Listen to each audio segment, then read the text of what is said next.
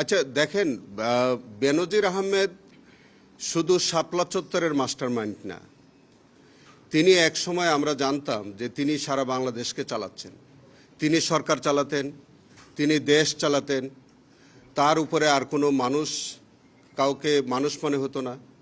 তার যে দমভক্তি, তার যে বডি ল্যাঙ্গুয়েজ, তার যে ল্যাঙ্গুয়েজ, সব কিছু মিলে তখন বাংলাদেশে একজন মানুষকেই আমার মনে হয় কোনো কোনো জায়গায় শেখ হাসিনার চেয়েও বেশি পরিচিত ছিলেন বেনজির আহমেদ।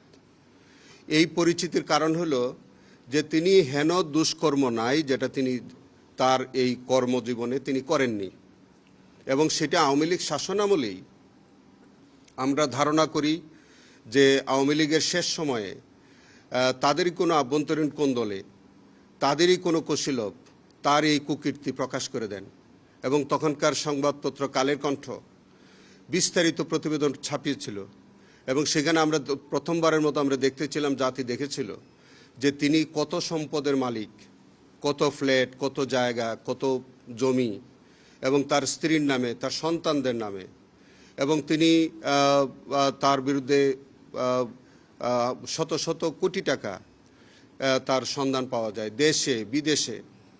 এমন কোনো কুকীর্তি নাই যেটা বেনজির আহমেদ করেননি।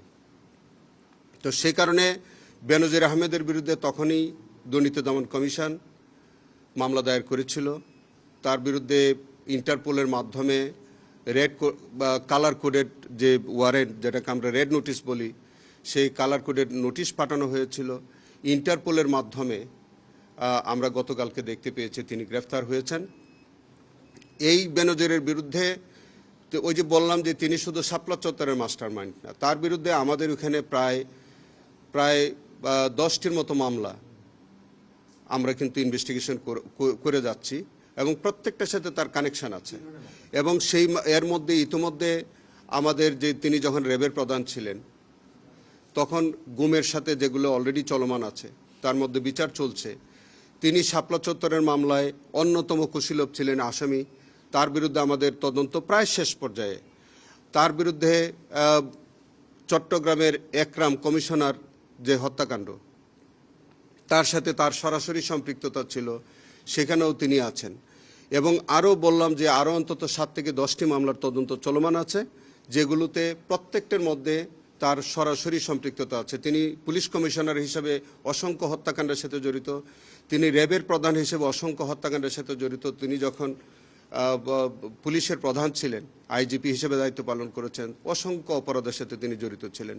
তিনি আরও যেটা জড়িত ছিলেন, বাংলাদেশের ইতিহাসে যে কয়টি বিতর্কিত নির্বাচন হয়েছে তৎকালীন ফ্যাসিস্ট সরকারের আমলে, প্রত্যেকটি নির্বাচনে তার বিতর্কিত ভূমিকা ছিল। এবং তিনি দমভক্তি করে বলতেন যে তিনি পুলিশের তার এই যে নানান প্রক্রিয়ায় যে একটা অবৈধ নির্বাচন করার যে অন্যতম কারিগর ছিলেন বেনজির আহমেদ। এই দেশের গণতন্ত্র নস্যাৎ করবার জন্য হাজার হাজার মানুষকে বিনা বিচারে নিরপরাধ মানুষকে হত্যা করার দায় সহ অসংখ্য দায় তার বিরুদ্ধে বলতে হলে আমার তো মনে হয় যে একদিন লাগবে যে শুধু তার বিপক্ষে এত আমলনামা তার। তো যাই হোক, আমাদের এখানে তার অনেকগুলো মামলা তদন্তাধীন, বিচারাধীন আছে। আমরা তাকে যদি বাংলাদেশে আনা হয়, আমাদের এই ট্রাইব্যুনালেও তাকে আনা হবে। যেগুলোতে বিচার চলছে সেখানে হাজির করা হবে, যেগুলো তদন্তাধীন আছে সেগুলোতেও তাকে রিমান্ডে নেওয়া হবে এবং তাকে জিজ্ঞাসাবাদ করা হবে। এবং তার বিচারের ব্যাপারে আমাদের ট্রাইব্যুনাল সর্বোচ্চ কঠোর হস্তে এই বিচারটি সম্পন্ন করা হবে।